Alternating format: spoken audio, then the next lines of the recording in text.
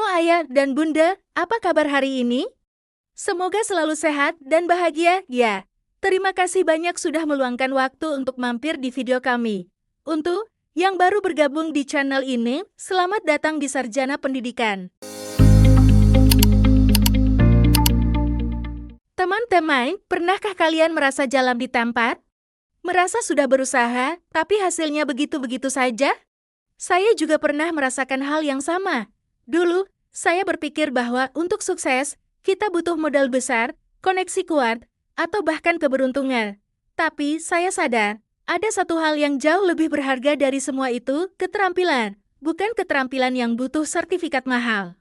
Tetapi skill dasar yang bisa kita pelajari sendiri, gratis, dan bisa mengubah hidup kita 180 derajat. 7 keterampilan ini ibarat pisau Swiss Army yang bisa kita gunakan untuk berbagai situasi. Salah satunya, meta learning, yaitu skill untuk belajar cara belajar yang paling pas untuk diri sendiri. Kalau kita tahu cara otak kita bekerja, proses belajar apapun akan jadi lebih cepat dan menyenangkan. Bayangkan, kita bisa menguasai bahasa Inggris dengan lebih mudah, yang kemudian membuka pintu ke dunia kerja internasional atau sumber ilmu tanpa batas. Jangan lupakan juga public speaking, yang memungkinkan kita menyampaikan ide dengan percaya diri, baik saat wawancara atau sekadar ngobrol. Selain itu, penting juga untuk menguasai keterampilan yang sering diabaikan. Mengatur emosi membantu kita tetap tenang di tengah tekanan, sehingga tidak mudah marah atau terbawa perasaan. Ini beriringan dengan mendengarkan secara aktif.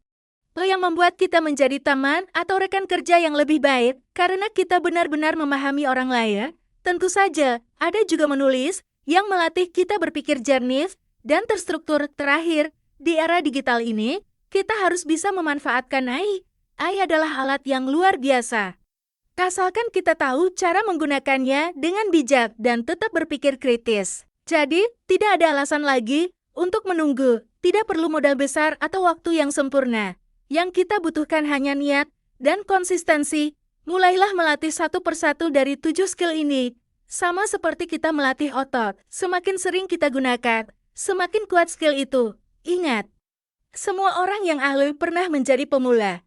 Mari kita mulai melangkah, karena perubahan besar dimulai dari satu langkah kecil yang kita ambil hari ini. Sebelum kita masuk ke pembahasan, saya ingin tahu dari kota mana Ayah dan Bunda menonton video ini? Silakan tulis di kolom komentar. Jangan lupa juga untuk menyukai video ini dan subscribe ke Sarjana Pendidikan. Jangan lupa juga tonton video kami yang lain, agar Ayah dan Bunda hebat tidak ketinggalan berbagai tipe dan ilmu terbaru dari kami. Sekarang, mari kita bahas. 1. Meta learning. Pernahkah kamu merasa sudah belajar mati-matian tapi hasilnya tidak maksimal? Atau mungkin kamu merasa sulit sekali menyerap informasi baru, padahal orang lain terlihat santai saja?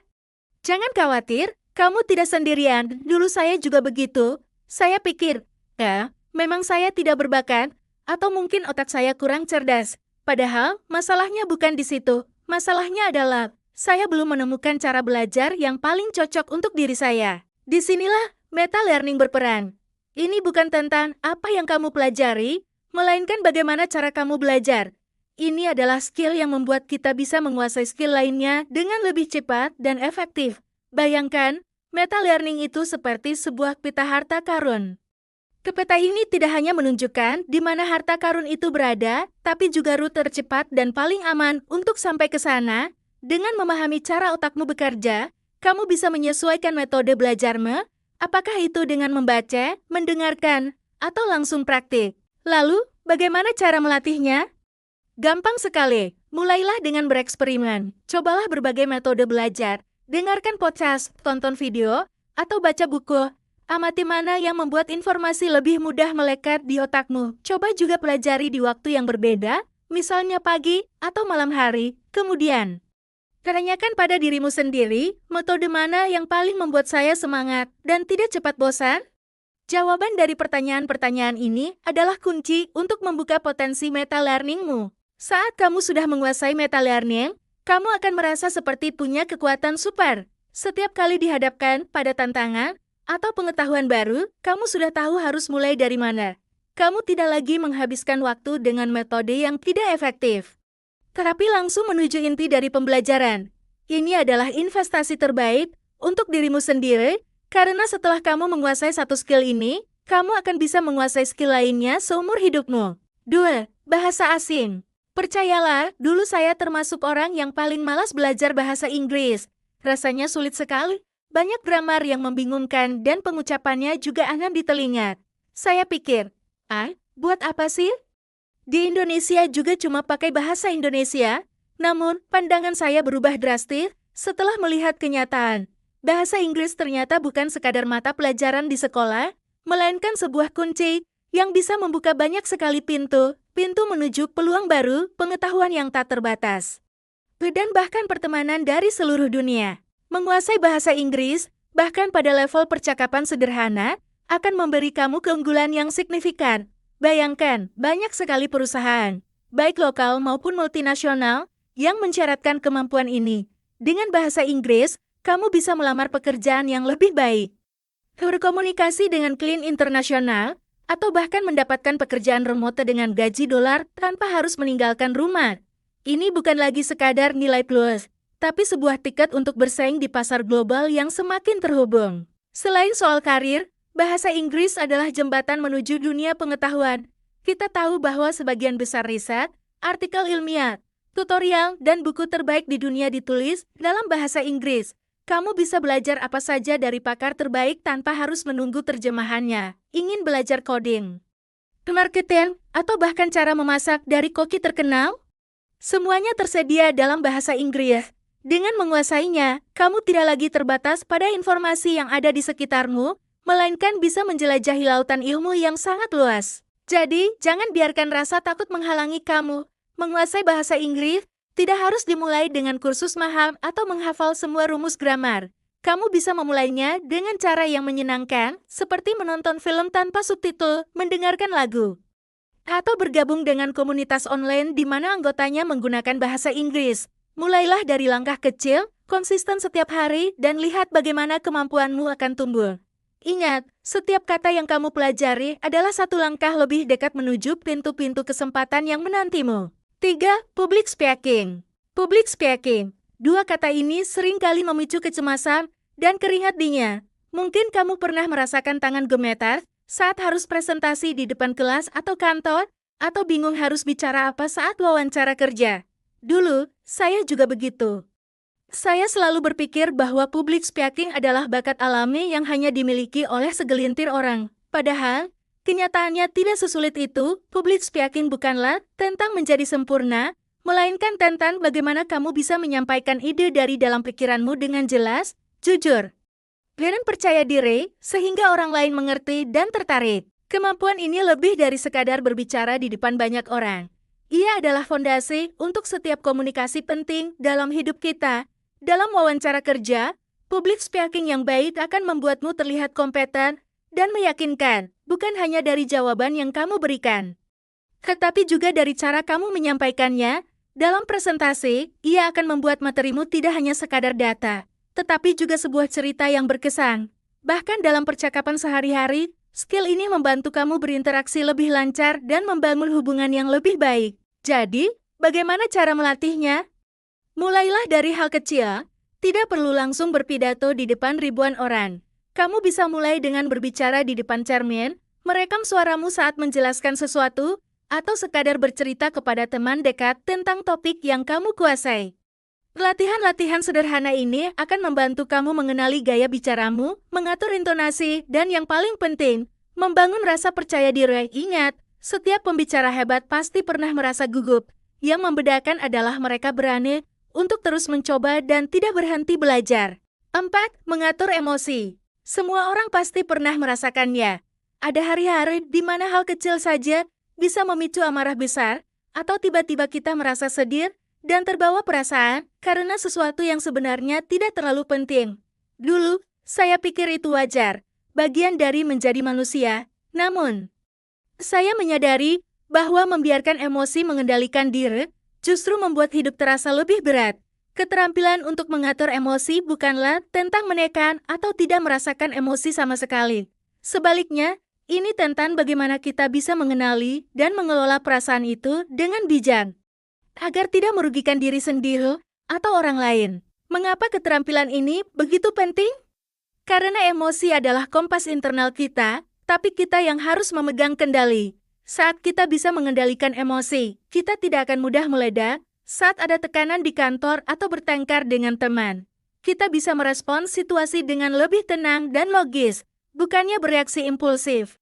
Hasilnya, hubungan kita dengan orang-orang terdekat menjadi lebih harmonis, dan kita bisa mengambil keputusan yang lebih baik tanpa didominasi oleh amarah atau kekecewaan sesaat. Melatih keterampilan ini tidak harus sulit. Mulailah dari hal sederhana. Tarik napas dalam-dalam selama beberapa detik sebelum bereaksi saat kamu merasa marah. Beri jeda kecil itu kepada dirimu sendiri. Kamu juga bisa mencoba menulis jurnal harian untuk melacak apa yang kamu rasakan dan apa pemicunya. Dengan mengenali pola emosi diri, kamu jadi tahu cara mengantisipasinya.